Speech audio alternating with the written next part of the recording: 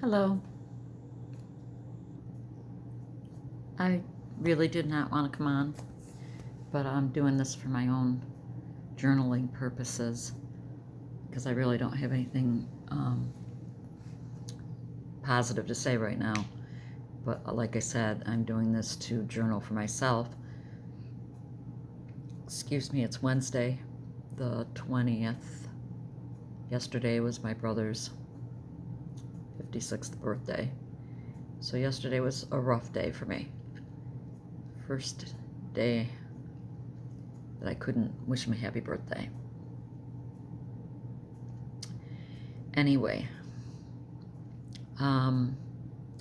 so yesterday I had my grandson, as I always do on Tuesdays, and we had a typical day. We did a couple craft things. He made a little Christmas tree, trying to work with him with his shapes and colors, and by golly, even his animals. He's just turned 3, and whoa, 4th kid kind of gets lost in the mix, right? So I did a little shape sorter thing with him anyway, and then we had library day. After the library, we stopped at a store, and then came home, had lunch, read him a couple stories that I always take a couple books out for the library, and put him down for his nap, and was fine. And then when I got him up from his nap, it was right after I had gotten him up and was getting him ready to go home because his father had come to pick him up, that just like that, my head, I got very off balance, very dizzy, and very clogged kaleidoscope. It was like there was no trigger. It was just all of a sudden. And what was even more startling is that it didn't simmer down. It continued throughout the entire night. And it was pretty bad. I ended up on my bed after he had gone home, and I was trying to read and trying to do other things, and my head was just not having it. So I went to bed, went to sleep the way I usually do, woke up, I want to say a little bit right before 2, and I had vertigo. The room was moving. It wasn't my typical vertigo attacks that I've had when I've had benign positional vertigo in the past, which I haven't had one of those episodes in years and years. Literally, if I tilted my head one way, it would stop, and if I turned my head, then it would start spinning, and I'd get the nystagmus. It wasn't like that. It was like I'll do it with my phone, like this was doing, and then it would stop, and then it would do it, and then it would stop. It was very strange, and clearly scares you. Scared me. So needless to say, I spent the rest of the night trying to reposition my pillows, trying to get my head a certain way, turn my head, and it would start doing it. I felt very dizzy, and probably didn't get any more sleep after that. I might have dozed off a little while and came right back to, I don't know. So this morning, not good. Not good. My head has been really bad. When I first got up, I call it wall walking. I literally had to hold the walls and lean into the walls as I was coming up and down the staircase and grabbing hold of things. My head was really severely bad. I don't know why. I don't know what triggered it. I ended up going and taking my 3-mile walk outside today. I have not been able to walk lately. That has nothing to do with this. But just a little side note, I realized, man, I was walking 7 days a week. And at the very least, 6 days a week. And now with watching my grandson several days a week, and like on Monday, I didn't have him, but I took a friend of mine who is housebound due to a botched surgery, left her pretty much crippled. I had to take her to an appointment, and that took up much of my day, so I didn't walk on Monday. I don't walk on Sundays anymore because I go to church on Sunday mornings, whereas I used to go on Saturday nights. And so I could walk Saturday morning and Sunday mornings. So not doing that. And Saturday I babysat 2 of my grandkids, so I didn't walk that day. So I have not been doing my regular walk at all. So I made sure I got out today. It's like 40 degrees if it feels like 36. And a friend of mine said, how are you going to walk when you're holding onto the walls? And I go, watch me. I'll do it. And I did it. And I basically was okay for the most of the walk until I decided I've been doing making my own Christmas decorations. I'm redoing my theme in my family room, and it's all white. And so I've found all these cool things to do on Pinterest and YouTube, and just wanted to collect those little teeny pine cones out of my walk. And when I bent down, and it was 2/3 of the way into my walk, I bent down to start picking up these pine cones, and it was like somebody was like pushing me over. And I stood up, and I was like, oh gosh. Got home fine. I noticed all day today, though, my head feels very tight and full. And I hate when people say all the time. Forgive me if I've said it a lot already. I move my head. If I keep my head still, I'm okay. If I move my head at all, I'm like, whoa. That's why my eyes are very glazed over. So I took my blood pressure. I know my blood pressure's been high. I need to, I'll see my doctor for my physical in December, and I've been putting it off because I really didn't want to go back on blood pressure medication, but I think I'm going to end up having to because my blood pressure basically is high for the most part. It will come down sometimes, but most of the time it's above 1. I think it was 1, what was it just a minute ago? It was 131 over 80. And that's considered high blood pressure now these days. I guess if I really got serious with my diet, I could bring it down, but I don't care anymore. But high blood pressure would not cause dizziness. Low blood pressure could, but high blood pressure does not cause dizziness. No, that is a nurse. So it's not my blood pressure. I don't know what it is. I never do.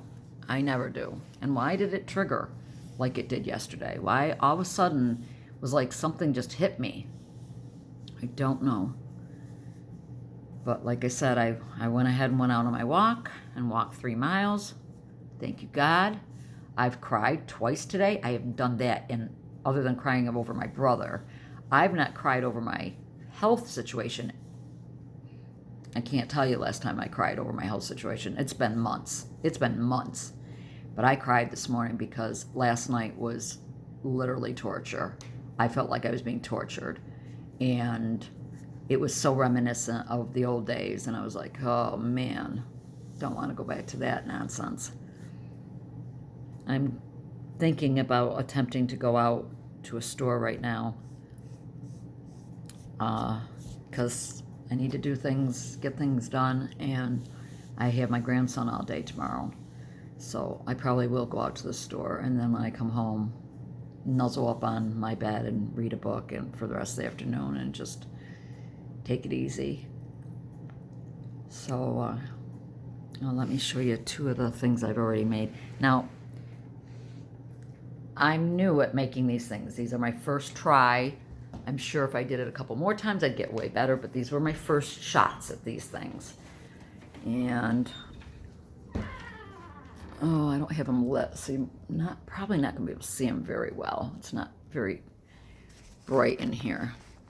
Okay, so these votive candle holders, I made those. I still need to add ribbon, actually twine. I'm getting the very thin twine, and I'm going to wrap it around the bottoms of these. So, and this, I made this feather. This was an easy project. This was a 3-minute project. Wreath. These are all Dollar Tree findings. You can find everything at the Dollar Tree. The votive candle holders. See, just moving around my head is like, makes me think migraine. Because my head feels awful. Instead of I'll say ah. How's that? They were just clear glass photo holders. You buy a bunch of the little floral sprigs, and I just pull them apart and use pieces of things. And you do Mod Podge over the entire surface of it, and then I bought this fine white glitter, and you just shake it all over it while it's still wet, let it dry, spray it with cheap hairspray, and then hot glue whatever you want to decorate. Easy, right? If I was to buy that at Target or Home Goods, it'd be like, $16 to $20 a piece for something like that. And it cost me all of everything you can get at the Dollar Tree. So let's see. I'm saying a lot. I think that whole thing probably cost me for $5-6 at best, because each votive was $1 a piece. I had to buy the Mod Podge, got the sprigs, 2 or 3 of those. Anyway, that's what I'm doing. I got a couple more projects to do, but I just was talking to people on the MDDS board, telling them about what happened to me last night, and they all can understand, especially the ones who've got migraine problems also like me. And I was being encouraged to take more Clonazepam, and I said, and most of them are on way more than I am. I mean, most of them are at least at 0.5 milligrams for the MDDS, and I take 0.25. I said, I just think I'm defeating the purpose taking more Clonazepam for this. So I'm just going to hold off and see if this passes like it has in the past.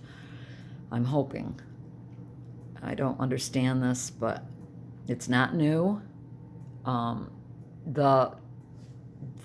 The vertigo feeling last night was new. I haven't had that.